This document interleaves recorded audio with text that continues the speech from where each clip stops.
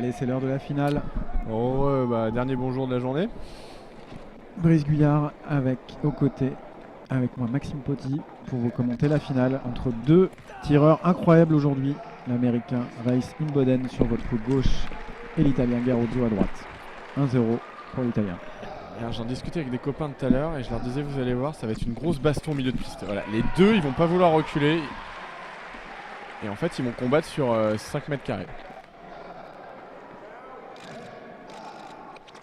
Je pense que c'est la première finale en Coupe du Monde pour Garozzo. Ouais, c'est sa première finale. Alors par contre, les deux, ils ont un petit... Attaque de Garozzo. Les deux, ils ont un petit passif quand même parce qu'ils sont quasiment de la même génération. Garozzo, c'est 92, Imboden 93. Du coup, en junior, ils se sont pas mal de fois affrontés.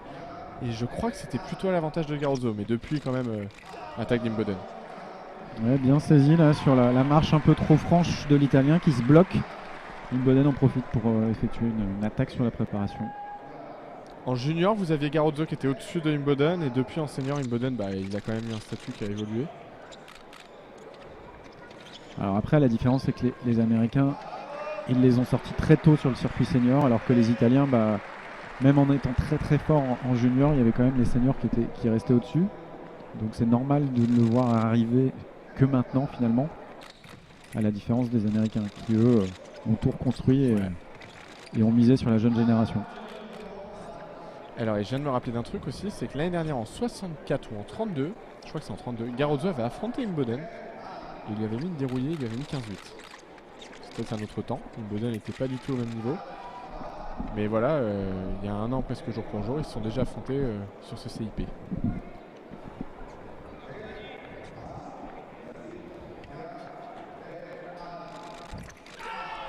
Elle est directe, c'est vrai. Attaque directe d'Imboden. Effectivement, Imboden qui refuse de reculer. Et c'est pourtant ce que Garozzo veut continuer à faire. Toujours la même chose, hein. Garozzo il marque un petit temps d'arrêt à chaque fois. Et c'est Imboden qui en profite pour lâcher une action très simple. Moi je pense que ça va être confirmé par la vidéo arbitrage, l'attaque d'Imboden. Je pense qu'il aura du mal à se déjuger là-dessus.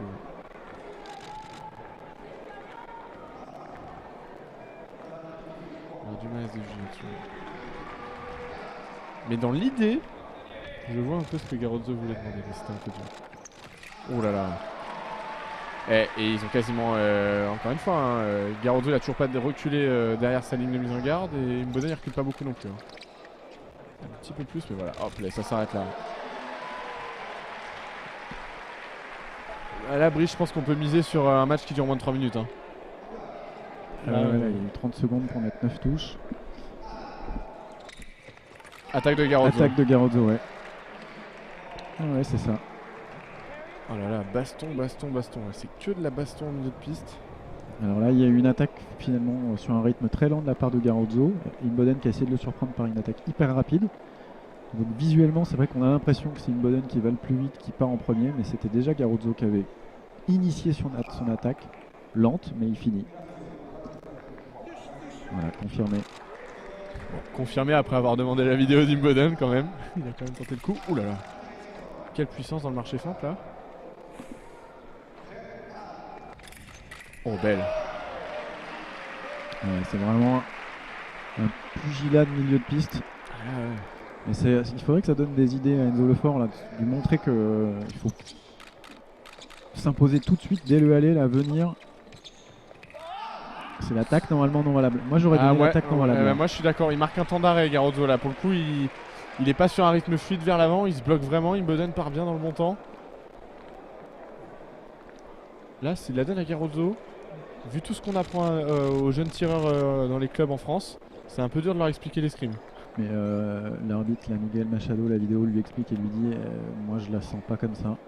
On voit bien Garozzo qui s'arrête pour ensuite repartir, donc il perd la bonne exécution de son attaque. Là on remet en cause les bons fondements de l'escrime quand même. Il change. Il va changer. Oh oui.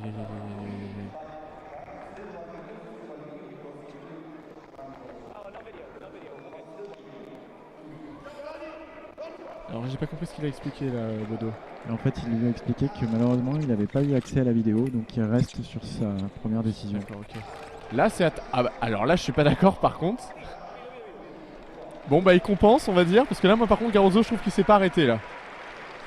Je sais pas comment tu le sens Brice mais... Je sais pas, je suis en train de me dire que ça va pas être facile à arbitrer. Parce que si les deux tireurs s'entêtent à avoir raison sur ce type d'action, à chaque fois ça va aller à la vidéo. Alors, et là il va rester. Là je pense connaissant Bodo qu'il va rester dans sa conviction. Attaque touche. Et là je suis pas d'accord. Et là pour celle-là je suis pas d'accord. Donc il n'y a plus de vidéo par contre là Brice. Des deux côtés? Des deux côtés je crois hein.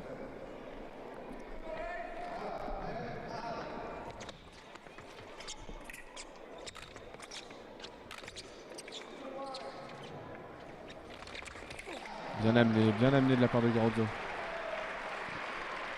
L'Italien fait mine de reculer, ça donne de la vitesse supplémentaire à Unboden et finalement bah non, Never jamais il reculera. Et c'était trop tard, il s'était embarqué déjà, l'Américain. L'attaque. C'est pas une il y a une première attaque de Unboden qui tombe dans le vide. Et qui reste fendu. Il reste fendu mais... Donc une ligne c'est en garde. Hein. Et c'est l'Italien selon nous qui repart. La riposte non valable. Ouais.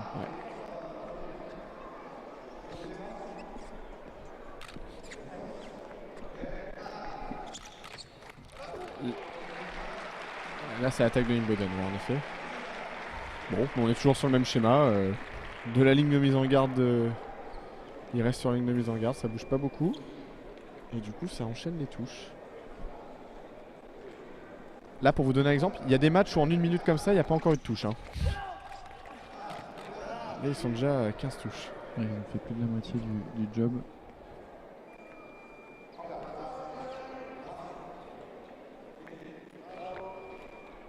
Après, chacun le sait, hein, c'est des deux côtés, ils sont tous les deux de très très bons attaquants. Donc Unboden l'a montré tout au long de la journée, dès qu'il pousse son adversaire lentement en fond de piste, il trouve des cibles. Et tout à l'heure Garozzo l'a montré sur Enzo Lefort aussi. Son point fort c'est vers l'avant. Là Garozzo il change de fleuret pas spécialement, pas comme Davis tout à l'heure quand on vous disait il a besoin de casser le match ou quoi. Je pense qu'il a vraiment eu des touches où il a eu des doutes sur ses fleurets. Ça veut pas dire que le fleuret d'avant marchait pas. Mais on arrive à un niveau où chaque touche compte et le moindre doute c'est bien de se dire je change de fleuret, je prends pas de risque, je suis pas sûr.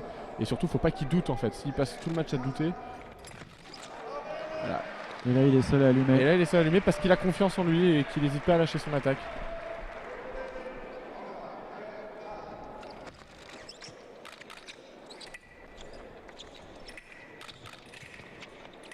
Et on voit là comme Unboden est très actif en défense, contrairement à Enzo Lefort tout à l'heure. Il est beaucoup plus actif. Ça lui permet même de pouvoir mettre une contre-attaque comme ça. Alors il a un peu de réussite, mais il s'est passé des choses avant qui sont venues perturber Garozzo. Parce que mettre des contre-attaques à Garozzo, pardon, c'est pas facile non plus. Hein.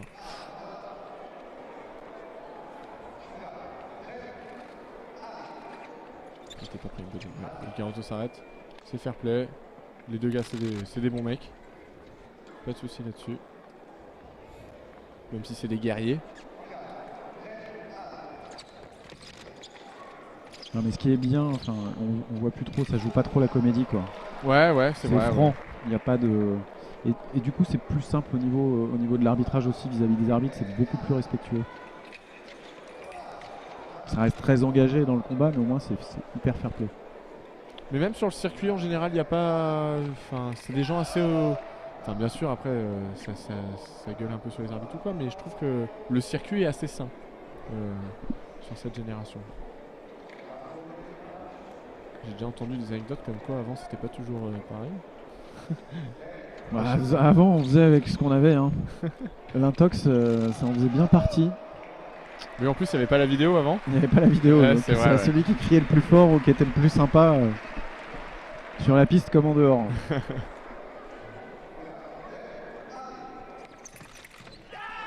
Ça reste la contre-riposte normalement de l'Italien. Unboden dit qu'il reprend le fer. Alors, je crois qu'il utilise sa dernière vidéo. Et l'entraîneur italien n'est pas content. Mais non, en fait, c'est bon. Alors, je vois, parce que moi aussi j'ai entendu deux fers comme Unboden. Et j'ai peur qu'à la vidéo ça se voit pas. Ouais, on verra pas la vidéo. Il nous faudrait les caméras du football De Canal+. Pour voir ça.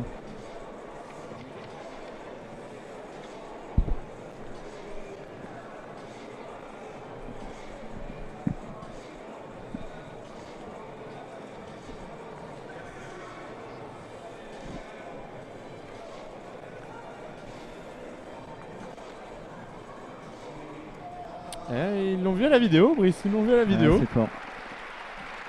Ah, pour le coup, c'est bien arbitré, je trouve. Attaque de Garozo pour moi. Ouais, moi aussi je suis d'accord. Ouais, je suis d'accord. Il redemande la vidéo, Imboden. Effectivement, Garozo se bloque dans sa première préparation, mais pour moi, Imboden part pas tout de suite. Je suis d'accord, il bloque aussi, et du coup il a un temps de retard et c'est la continuation de l'attaque de Garozo. Mais après la vidéo est bien demandée aussi parce que Bodo vient de lui en accorder une. Bodo, pardon, c'est le nom de l'arbitre. Et c'est un moment crucial du match s'il fait le break, donc c'est un bon moment pour la demander quand même.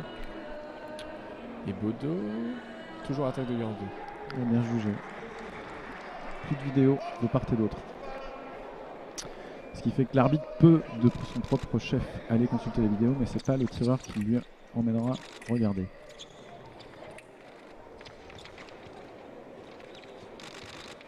Voilà. Là, il y a une vraie défense de la part d'Imboden. Il la subit pas, il tente des choses, il fait des invites, des appels qui perturbent un peu l'attaque, la progression de Garozo. Oh, quelle belle touche. Bien faite. Il est très calme, hein, c'est un tireur très très calme. Enfin, en tout cas là, c'est peut-être aussi qu'il est fatigué sur les demi-finales et les finales, mais il reste très calme, il est dans la concentration. Et là, il glisse et il a dû se faire mal en plus en glissant. Ouais. Il arrive quand même à récupérer. Alors, pour le connaître un peu, Garozo, justement, c'est un sanguin au départ. C'est un Sicilien, donc il a le côté, il a le sang chaud. Et en effet, comme tu dis, Brice, c'est vrai que là, je suis assez surpris. Il est vraiment très calme, comme tu dis. Et c'est aussi le symbole du tireur sûr de sa force qui va pour gagner le Coupe du Monde. C'est le message je trouve qu'il envoie. Ouais, mais clairement, là, ça montre qu'il s'éparpille pas, il est bien dans son sujet, et en plus, il doit avoir plein de sensations, là, ça se voit vu les touches qu'il est capable de mettre. Donc finalement, être sanguin et crier dans ces moments-là, c'est plus perdre de l'énergie pour pas grand-chose. Je profite de cette petite pause pour vous raconter une petite anecdote. Tenez sur l'arbitre depuis tout à l'heure que j'arrête pas d'appeler Bodo, donc B-O-D-O. C'est un arbitre allemand et en fait pourquoi il s'appelle Bodo? Parce que ses parents étaient fans du Borussia Dortmund, l'équipe de foot. Du coup ils ont pris les deux premières lettres du truc, de Borussia et de Dortmund, et du coup il s'appelle Bodo. Donc ça fait voilà. Petite anecdote.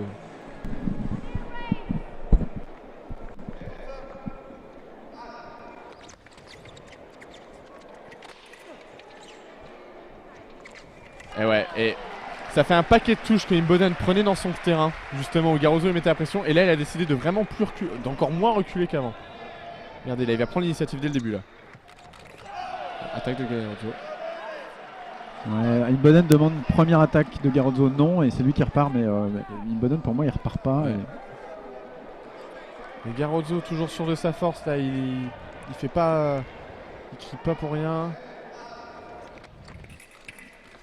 Oh, c'est pas payé ça. Il a eu le temps de placer sa remise, l'américain. C'était l'italien qui avait la priorité là sur la contre-riposte. Et pareil là, il hésitait à demander le masque, Garozo, il s'est pas éparpillé, il est passé à la touche suivante. Simultané. Même chose. Là, on commence à rentrer dans le money time là quand même. Hein.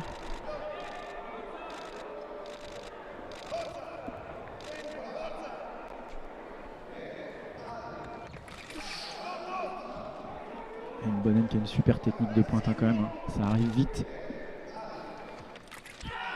C'est la parade, normalement c'est la parade de Garozo. Ouais, moi je vois la parade aussi de Garozo, mais il dit qu'il est touché dessus et il n'y a plus de vidéo. Aïe aïe aïe. Est-ce qu'on annonce le 14 partout? Ce serait pas mal quand même, ce serait assez beau. Ah ouais, il faut ça ici à Paris pour maintenir le suspense. On a vraiment une belle finale, Presque aussi belle qu'à Anthony. Attaque de Garozo. Non valable. Ouais.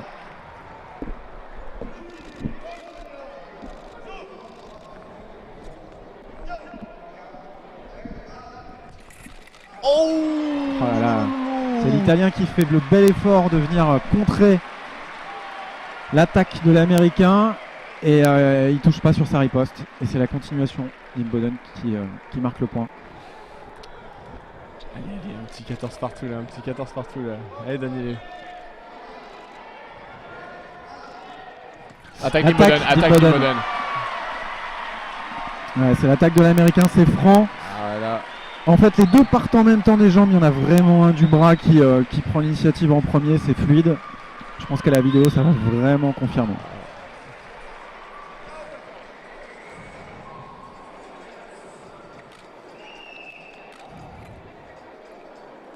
On attend la décision de l'arbitre. Attaque. Victoire d'Imboden. C'est vrai. Belle victoire de l'Américain, Race Imboden. C'est la jeune génération là, qui prend le dessus clairement. Quelle année? 92 93. C'est sa deuxième Coupe du Monde gagnée de l'année. Il a gagné aussi Tokyo il y a 2-3 mois. Et depuis le début de saison, c'est incontestablement le numéro 1 mondial. Depuis le début de saison. Même si le classement mondial n'est pas forcément ça, celui-ci. Et encore, on va pas en être loin avec cette victoire aujourd'hui. Mais depuis le début de saison.